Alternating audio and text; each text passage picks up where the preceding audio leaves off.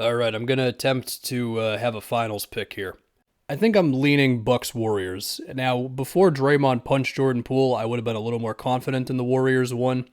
Even so, I feel like the Warriors players could move past it. Maybe the organization, front office, they're going to have a tougher time, and whatever ends up happening with Draymond's contract happens. But as far as the players moving past it, I actually could picture it happening. And yeah, let me just get the obvious out of the way. I, as the Celtics fan, after last season, believe the Bucks are still the best team in the East. Trust me, I don't feel good believing this. Although I do like Giannis and the Bucks a lot, so it's not too bad. Anyway, back to the Warriors. I can still see it happening, and then you're banking on Clay being better because he's got more time removed from the injury, and Moody, Wiseman, Kuminga all improving in some ways. Although back to Clay, while we can be hopeful that because he has more time removed that he will be better, there is also the fear of him aggravating something in his lower body as well, so I don't want to act as if the Warriors don't have any injury concerns and everybody else does. The DiVincenzo pickup was a good one, even if it wasn't a very big one. And I don't think Draymond is suddenly going to fall off in terms of his defense and his passing and all that. So for what that's all worth, but I've already started with the Warriors, so let's go to the Western Conference. I mean, the Nuggets and the Clippers to me are your two biggest challengers for the Warriors, and man, I mean, you got the MPJ injury on one end, or just his health, and if he can go through a whole season without the back flaring up, and then you've got Kawhi and all his lower body injuries. As far as the rest of the West, before I focus in on those teams, with Phoenix, can Chris Paul hold up when you really hone in on him and you have somebody guarding him full court and just wearing him down game to game? The Grizzlies, I think they need to have either Desmond Bane or Jaren Jackson become that second star. And hey, listen, I don't think Desmond Bane has hit his ceiling given his jump in year two. So hey, you know what? Maybe. In the case of Dallas, look, I know they got Christian Wood. I know Tim Hardaway's coming back. And I know they still have Spencer Dinwiddie. And even so, I'm like, man, that loss of Brunson's pretty big. Now, not in the sense of they're going to fall off. Like, Luka is going to drag this team as far as they can go, and probably a little bit more. Also, because Jason Kidd moved on from his Bucks days of playing super duper aggressive defense and playing more of a simple but more disciplined one. With the Pelicans, some of it's defense, some of it is Zion's health. And even if Zion is healthy, I mean, that would be his second healthy season in the NBA. It's kind of tough to picture a team being title contenders that early into a guy's career, even for as good as he is. With the T-Wolves, I mean, I think they're going to win a lot more games. I think you can pretty much circle them in for like a top 4 seed because that's just what Gobert does.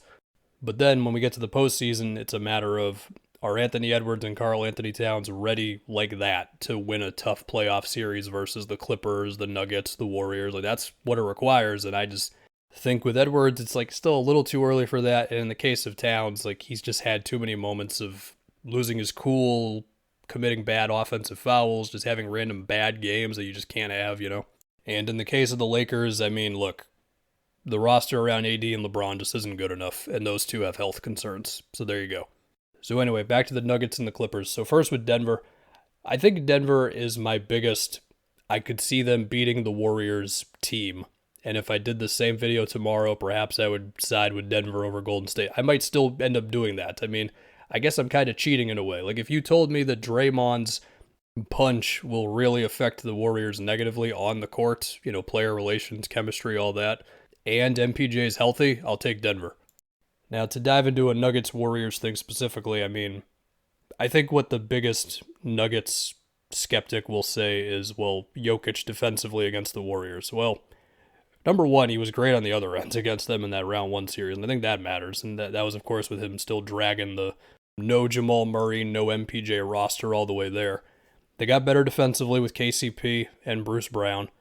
Jamal Murray's a good defender, and also, am I crazy to believe that Jokic can get better at guarding on the perimeter? I mean, he's gotten better defensively throughout his career. He's gotten better at everything throughout his career. And they've always had a mix of sometimes they drop him on screen, sometimes they play him high. Like, it's not a foreign concept for him to be at the level of the screen. Now, I get it. Against the Warriors, it's a whole different thing. But I'm willing to give him more credit there. And then on the other side, like, the Warriors have the smartest defense in the league to me, with apologies to Eric Spoelstra.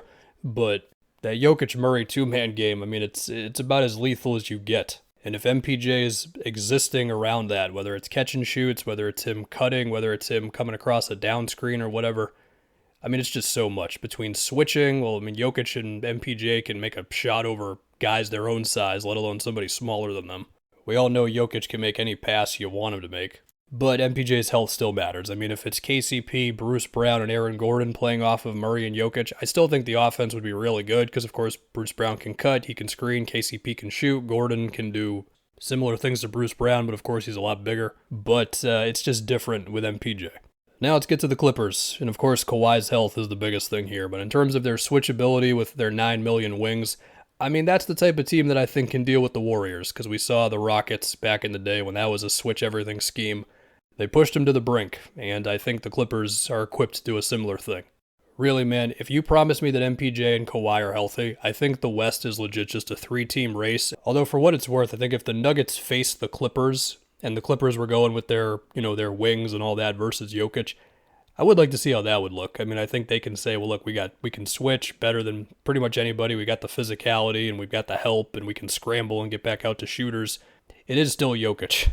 Although this is partially why the Clippers have Zubats on their roster still. You need some big guys. Anyway, between MPJ's health, Kawhi's health, and the Warriors not falling apart, I would bank on the Warriors not falling apart the most. So I guess they're my pick, but really it's going to be tough. The West, I'll just say that. As far as the East, so the Bucks are my pick because Giannis is Giannis, but also there's some fears. I mean, there's Brook Lopez's health. He matters for their defense. He's the back line who allows Giannis to be the amazing help defender and for Drew to be the great on-ball defender and all that. There is still, where can Tatum and Jalen go as players? Now, obviously they're both great already. With Jalen, I think it's still the ball handling. While he has made strides there, I think there's another level to get to. In the case of Tatum, he's developed a floater this offseason. I don't want him to go to it all the time, but having an extra thing there is good. He's gotten a lot better as a decision maker, working off of screens, but I do think there is still another place to get to there, which I think the Warriors were specifically able to kind of go at, and the timing and when they brought help and where the help came from sometimes overwhelmed him a little bit. I think he also just needs to become kind of a master at the 5 to 10 foot area, the area of the floor that Luka is amazing at, where he can get the defender on his back, bump the defender a little bit, go into this scoop shot that he basically never misses. I think Tatum needs to do his own version of that, and maybe it is the floater, I don't know. And the thing is that I believe both of those things are possible for Tatum and Jalen. It's Giannis on the other side, man. That and also the Udoka thing still happened.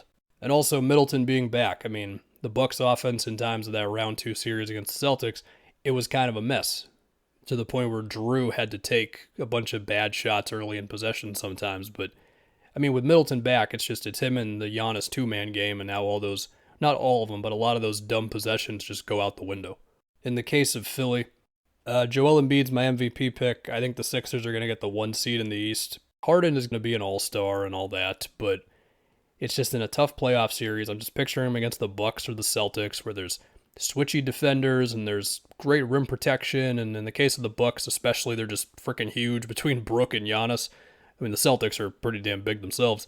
Can Harden hold up at this point? Houston James Harden is most likely not here anymore, right? Also, he'd have Drew guarding him in that series, I would imagine. As far as Maxey, so there's a lot of evidence that suggests Maxey can shoot a lot more threes.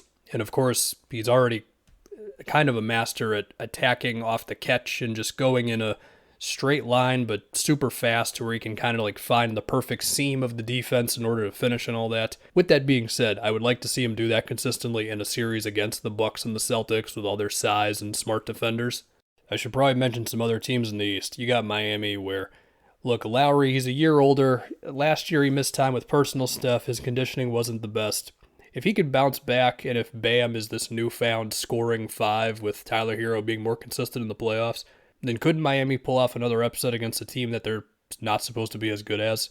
I mean, they pretty much do it every year. Well, not every year, but almost every year, where they pull off an upset or they drag a series much longer than everybody expected them to.